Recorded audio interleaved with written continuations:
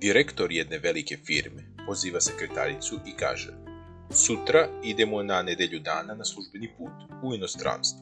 Sekretarica po povratku kući obaveštava muža: dragi, moram na službeni put na nedelju dana.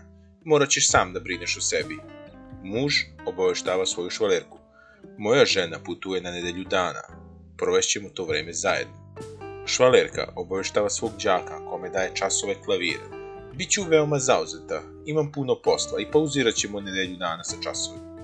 Đak, sav srećen, obaveštava svog dedu: dedice, biću slobodan nedelju dana, nemam časove, jer mi nastavnica previše zauzeta. Hajde da idemo na pecanje, molim te. Deda, direktor firme, ponovo zove svoju sekretaricu: plan je promenjen, moj unuk želi da idemo zajedno na pecanje. Putovat ćemo drugi put. Sekretarica zove svog muža: dragi, moj službeni put je odložen. Muž zove svoju švalerku: nećemo moći ove nedelje, ženi je odložen put.